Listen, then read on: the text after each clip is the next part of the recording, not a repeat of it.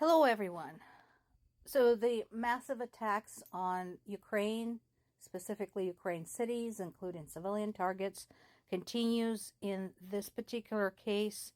There's been a hit against the city of Kherson, and another massive assault took place against the city center Dnipro. So that one lasted about an hour, and this is something that my parents and I talk about a lot. I invite you to imagine any activity that you can think of that lasts about an hour, whatever you're familiar with. And now imagine trying to do that activity for that duration of time while you have sirens going off, missiles flying through the air, explosions, loud noises, people screaming, etc., etc. So this is what life is like in Ukraine. Incidentally, there's something else I want to point out. So you have noticed probably that I have reopened comments on these videos, but not all of them appear, and I can tell you why. If somebody comments with outright hate speech and propaganda, they get reported and blocked. Some of these people, depending on what they're saying and how they're saying it, also get reported to the FBI for potential connections with Russian troll networks. So be careful what you do on here. And yes, that is absolutely a warning. Welcome to the consequences of your actions. Also, somebody yesterday, when I posted the video focusing around the hit against the children's hospital, said in a very sweeping statement that you are literally wrong about every single thing in this video, and brought up one of the many incidents of pipeline attacks. So what does the pipeline have to do with Children's Hospital? I do not know, or how that even compares. Second, if you want to prove me wrong about literally everything, show me your information from reputable sources, peer-reviewed. Go right ahead. I am ready to be educated. Meanwhile, don't forget, I have connections on the ground in Ukraine, starting with my own parents. So you'll have to work hard to convince me that the war in Ukraine is fake and it's not going the way I'm describing it. Just a thought. Anyway, moving on. Fortunately, in the attack on Dnipro, nobody was hurt. That is miraculous. But there's been other strikes and other casualties across the country. Now, this I don't like.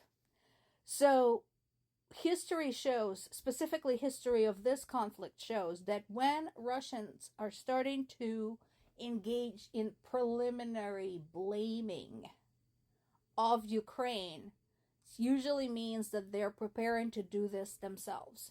So, I'm sure at this point both the international intelligence and Ukraine's intelligence organizations are beefing up security at the country's power stations and dams.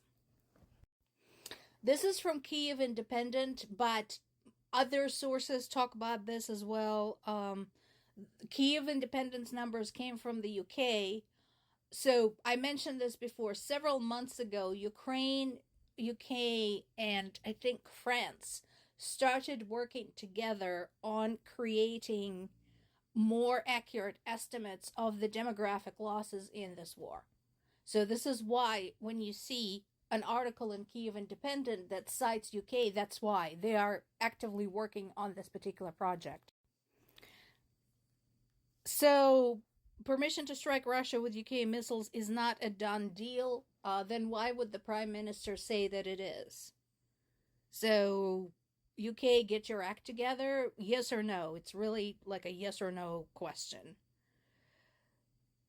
And Danish PM is dawdling on letting Ukrainians use F-16s to strike targets inside Russia. Well, you know what? Fucking fine.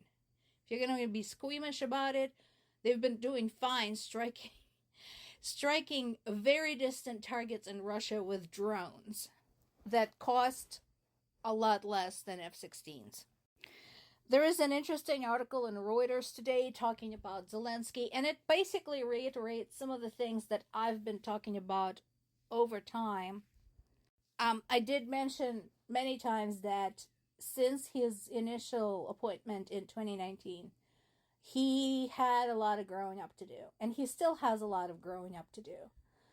He still has trouble with his temper and with his impartiality when it comes to the appointment of officials. I can't blame him for his desire to bump off Putin. Honey, we all do. You know, you're definitely not alone in that. So, you know, unfortunately, as president, he can't openly say such things without causing an international scandal, which kind of sucks because his feelings on the subject are understandable. But like I said, if you're interested in Zelensky, it doesn't cover everything. The article, and it's hard because there's a lot going on, but it's a pretty decent piece, and they at least try to be objective. I've said it many times. I am not fond of Zelensky. I refuse to idealize him. He has a lot of problems as a leader. He's still a very green politician, and he needs to rein in his temper and his nepotism. But he is definitely, I think, a more grown up, a better man than he was 5 years ago.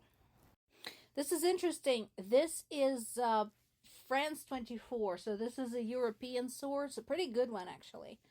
And this is another recap, revisiting the town of Slavyansk in the Donetsk region. Some argue that that is where truly the war between Russia and Ukraine had started, and they make a good argument for it. So again, if you are interested in the history of this conflict and want to gain a better understanding what is going on, this is a good piece to read. And I invite you to consider that this is a French source, so not American, not UK, not Ukrainian, and not Russian. So they have no reason whatsoever to sugarcoat what has happened. But their narrative agrees with what I have been saying this entire time. That those of you who think that Ukraine just suddenly started bombing the Donetsk region out of nowhere and killing civilians, you guys are delusional, because that is not what happened. And this article talks about that. And then there is this. I am so impressed. Now, I'm very sarcastic right now. Do you think this is going to work? Oh, UN just told Russia, just do this. I think they should add expressing grave concerns and send some thoughts and prayers, because that's going to be really helpful. So, Zaporizhia nuclear power plant has been in Russian hands since March of 2022. So, over 2 years now. They have completely fucked up all of the security measures that were introduced there since the Chernobyl incident back in 1986. I'm not that old. And they have not been observing proper maintenance protocols, and they put explosives all over the place. So you can freaking imagine that place it's literally a ticking time bomb. And UN finally decided to pass a resolution telling Russia to give it back. Yeah, I'm sure that's going to work. But the way the votes came out was interesting. Highlighted in yellow are countries that sided with Russia. Interestingly, China, India, South African, and Middle Eastern countries abstained. Interesting.